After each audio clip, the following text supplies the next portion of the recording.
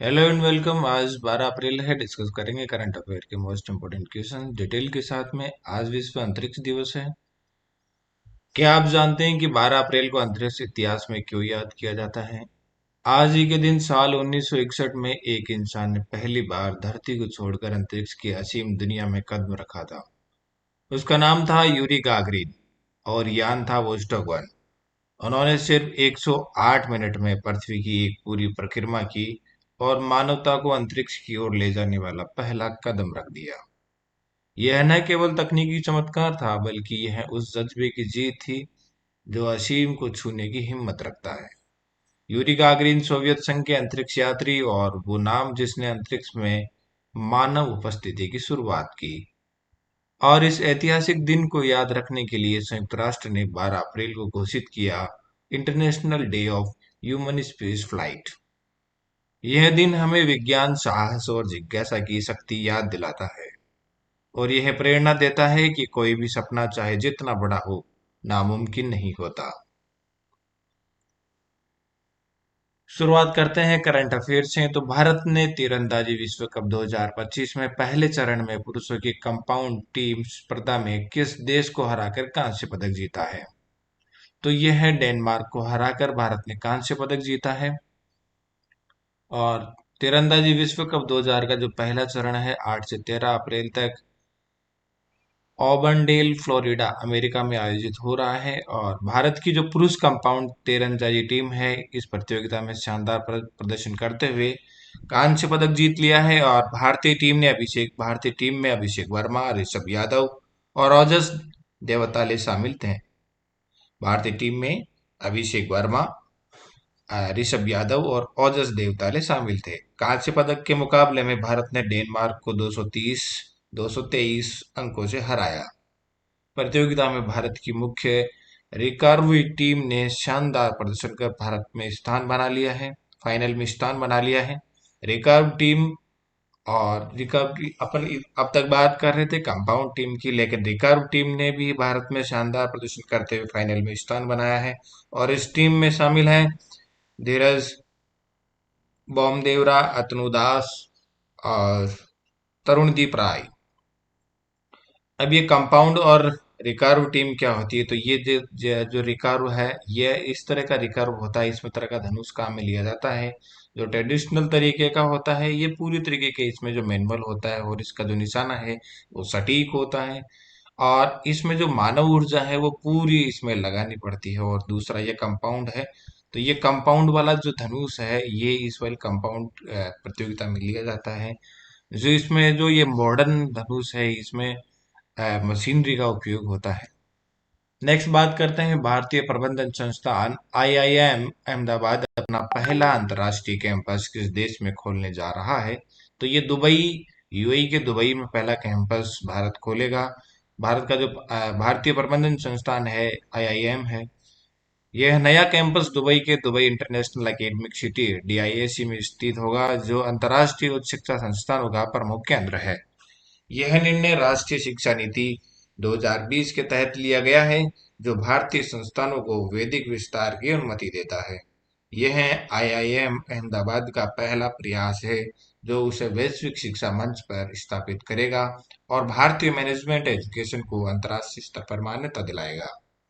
इस पहल से खाड़ी देशों, जो गल्फ नेशंस हैं और जो मिडल ईस्ट के और नॉर्थ अफ्रीका और भारतीय प्रवासी छात्रों को इसमें फायदा मिलेगा। नेक्स्ट क्वेश्चन है अप्रैल 2025 में भारतीय रिजर्व बैंक ने रेपो दर में कितनी कटौती की है? तो आरबीआई ने जो रेपो दर है उसमें 0.25% की कटौती की है। ये रेपो रेट पहले 6.25% थी, जिसको 2.5 की कटौती करने के बाद 6.6% कर दिया गया है। रेपो दर वह होता है। अब रेपो दर और रेपो दर, रिवर्स रेपो दर, एसएलआर, सीआरआर, ये बैंकिंग सेक्टर के जो कुछ चीजें हैं, बेसिक है, इनका बेसिक समझना जरूरी है। तो रेपो दर वह ब्याज दर है जिस पर जो आरबीआई है, वो जो वाणिज्यिक बैंक है उनको अल्पकालिक ऋण देता है। यानी रेपो दर, जो रेपो रेट होती है, ये वह ब्याज दर है जिस पे जो बैंकों को आरबीआई पैसा देता है। यानी आज जो बैंक है आरबीआई से जिस ब्याज दर पे पैसे लेते हैं ये रेपो दर कहलाती है, रेपो रेट कहलाती है। और जो रिवर्स रेपो रेट है, इसमें जो आरबीआई है बैंकों से पैसा उधार लेती है। और इसकी जो रिवर्स रेपो रेट है ये जो सामान्यतः आधी रहती है इसकी। और इन दोनों का अलग अलग फर्क है। इन दोनों का जो फर्क होता है वो अलग अलग होता है। जब रेपो रेट जब कमी आती है तो बाजार में जो लिक्विडिटी है, जो रुपए का जो रेशियो है, जो रुपए का लेवल है वो बढ़ता है, रुपए का फ्लो बढ़ता है। और जो जब कम रेट में कम ब्याज दर में बैंकों को पैसा कम ब्याज दर में मिलता है तो वह लोगों को जो लोन है वो कम ब्याज दर में लोगों को देते हैं। इससे जो रुपए का फ्लो है वो बाजार में बढ़ता है। इसके उलट रिवर्स रेपो रेट की बात करें तो जब बाजार में जो लिक्विडिटी है उसका रेशियो बढ़ जाता है, जो पैसों का जो फ्लो है वो बढ़ जाता है, तो पैसों का फ्लो जब लगने लगता है कि महंगाई अब असर करने वाली है, तो ऐसी स्थिति में जो रिवर्स रेपो रेट के माध्यम से जो आरबीआई है बाजार से पैसा खींचती है और पैसे को कम करती है ताकि महंगाई महंगाई को कंट्रोल किया जा सके। रिवर्स रेपो रेट में क्या होता है कि जो बैंक है बैंकों से इस स्थिति में जो बैंक है ये आरबीआई में पैसा डालते हैं, लोगों को लोन कम देते हैं। ऐसी स्थिति में बाजार में पैसों का फ्लो कम आ जाता है और जो लोगों को लोन मिलता है वो ज्यादा दर पे मिलता है। तो ऐसी स्थिति। इसके अलावा एक सीआरआर होता है, रिजर्व केस रिजर्व रेशियो होता है। इसमें यानी बैंकों को आरबीआई में जो कुल रकम है उसका कुछ परसेंट आरबीआई में जमा कराना होता है।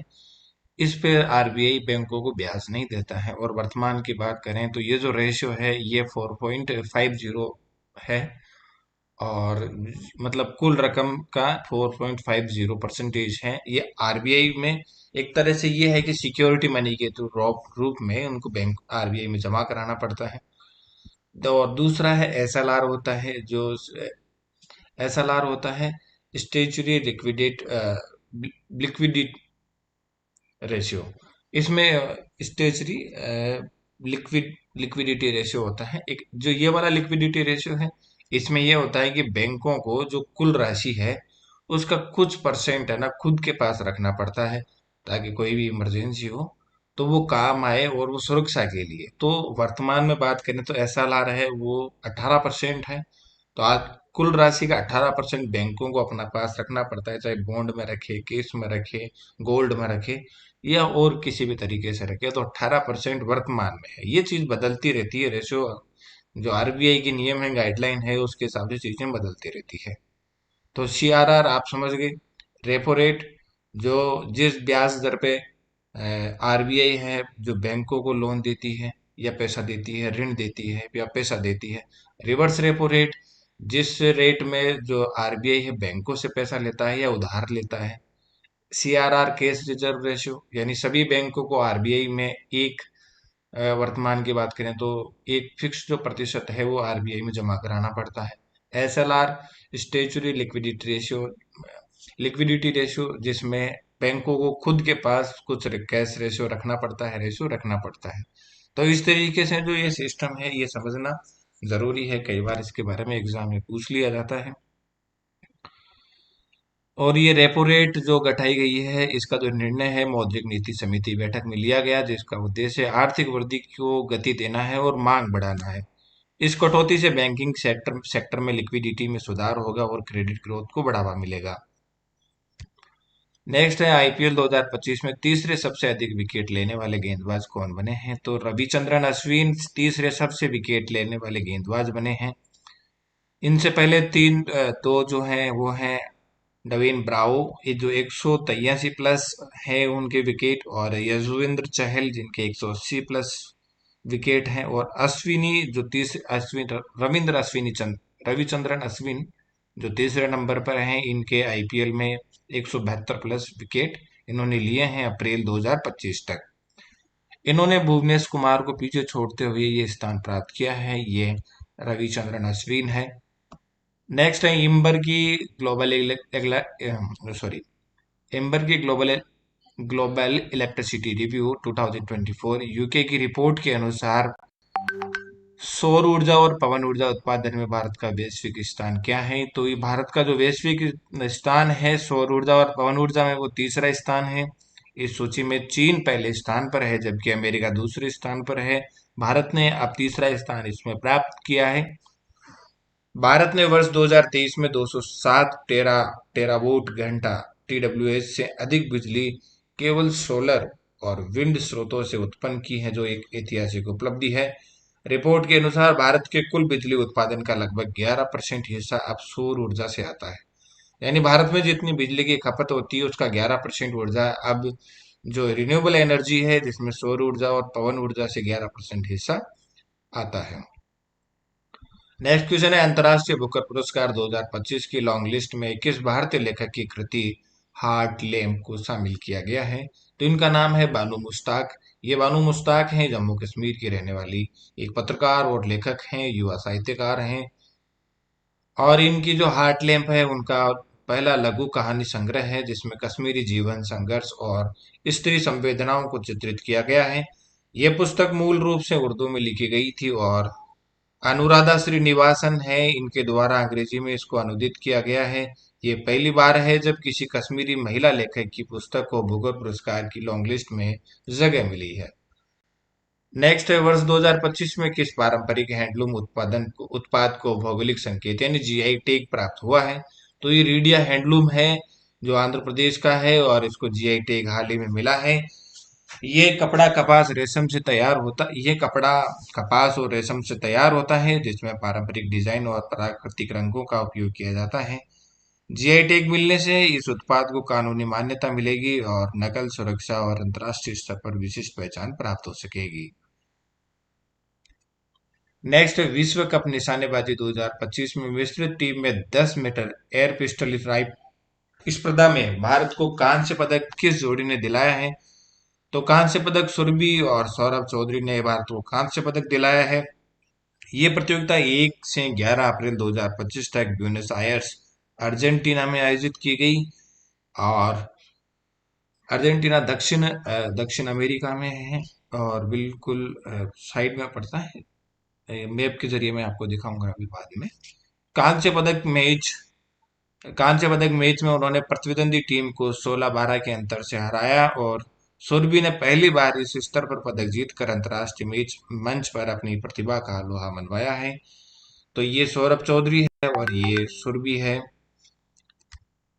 बात करें पूरे इसके आयोजन की, वर्ल्ड कप जो वर्ल्ड कप है, जो निशाने वाला जो ये वाला ब्यूनर्स में जो आयोजित किया गया विश्व कप निशानेबाजी 2025, तो इसमें भारत का जो परफॉर्मेंस है वो क्या रहा?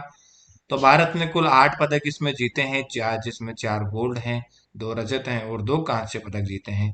अब ये कौन कौन और किस किस ने पदक दिलाए हैं, इनका एक बार अपन रिव्यू कर लेते हैं। तो गोल्ड, सबसे पहले बात करते हैं गोल्ड की। तो सिपत कौर समरा है, जो महिलाओं की 50 मीटर जो राइफल 3 पोजीशन में इन्होंने गोल्ड पदक जीता है।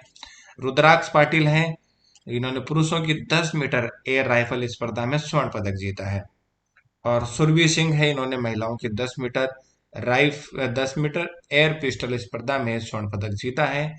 वहीं विजय वीर सिद्धू है, इन्होंने पुरुषों की 25 मीटर रैपिड फायर पिस्टल स्पर्धा में गोल्ड मेडल जीता है।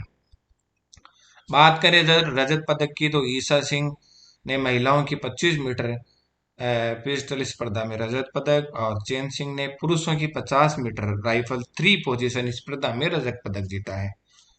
बात करें कांसे की, तो सुरभि सिंह और सौरभ चौधरी, जैसा कि आपने पिछली स्लाइड में आपको बताया था, सुरभि सिंह और सौरभ ने विस्तृत टीम 10 मीटर एयर पिस्टल स्पर्धा में कांस्य पदक जीता है।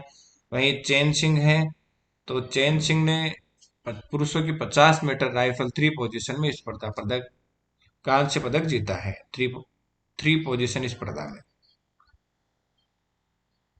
जॉब एजुकेशन में बात करते हैं, तो राजस्थान सरकार ने राजस्थान पुलिस में 9,617 पदों पर बम्पर भर्ती निकालने की योजना बनाई है। इसके आवेदन 28 अप्रैल से शुरू होंगे और इसकी जो अंतिम तिथि अभी तय की गई है, आवेदन जो लास्ट डेट है भरने की, वो 17 मई रखी गई है।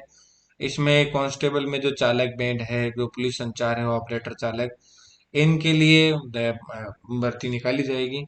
इसके अलावा आरएस जो 2023 है उसके इंटरव्यू के लिए शेड्यूल जारी किया है आरपीएससी ने। और पहले चरण में जो सात इसका जो इंटरव्यू होगा वो 21 अप्रैल से होंगे। और जो आज है प्रहरी सीधी भर्ती जो जिसके हैं एग्जाम आज होंगे, और जयपुर में करीब 176 सेंटर बनाए गए हैं। इसके एग्जाम दो पारियों में होंगे, और सुबह 10 से 12 और दोपहर 12 और दोपहर 3 से शाम 5 बजे तक, दो पारियों में इसके एग्जाम आज होने हैं। चतुर्थ श्रेणी में राजस्थान जो आरएसएसबी ने है जीके का वेटेज बढ़ाकर 41% कर दिया है। अब पहले जहां 25 क्वेश्चन राजस्थान जीके के आते थे 120 में से, अब 50 क्वेश्चन है जीके के आएंगे। इसमें 53,749 पदों पर भर्ती होनी है। आवेदन की लास्ट डेट इसकी नजदीक है 19 अप्रैल। इसके अलावा आरएसएसबी ने एक नोटिफिकेशन निकाला हुआ है, मैं कंटिन्यूस के बारे में आपको अलर्ट कर रहा हूँ। और ये क्योंकि ये आरएसएसबी ने इसलिए नोटिफिकेशन निकाला है, जो फैसला लिया है, क्योंकि 30 से 40% करीब स्टूडेंट लगातार परीक्षा देने के लिए नहीं पहुंच रहे हैं। ऐसे में तीन अटेम्प्ट जो तीन चांस हैं स्टूडेंट्स को दिए गए हैं, 750 रुपये पर अटेम्प्ट के, अगर जो भी मिस होता है एग्जाम देने नहीं पहुंचता है तो 750 रुपये लगेंगे। 3 बार अगर अटेम्प्ट देने के बाद पेनल्टी नहीं चुकाता है स्टूडेंट तो 2250 रुपये करीब, तो उसका जो एसएसओ आईडी है वो ब्लॉक कर दिया जाएगा। एनएचएम की जो संविदा भर्ती है इसमें 22 संवर्गों में 8,256 पदों पर भर्ती होनी है। और इसकी जो आवेदन की लास्ट डेट है बढ़ाकर 1 मई की गई है। असिस्टेंट इंजीनियर के 1,057 पदों पर भर्ती होनी है। एज लिमिट 40 साल है। और इसकी जो लास्ट डेट है आवेदन की वो 28 सितंबर है। इसके अलावा आरपीएससी द्वारा उप कमांडेंट के 4 पदों पर भर्ती है। पूर्व आर्मी कैप्टन इसके लिए अप्लाई कर सकते हैं, और आवेदन की जो लास्ट डेट है 22 अप्रैल है। तो ये थे करंट अफेयर और जॉब एजुकेशन से संबंधित जानकारी जो आपके सामने करंट अफेयर्स के जो मोस्ट इंपोर्टेंट क्वेश्चंस थे वो डिटेल के साथ डिस्कस किए। तो ये पढ़ते रहिए, बढ़ते रहिए। Thank you.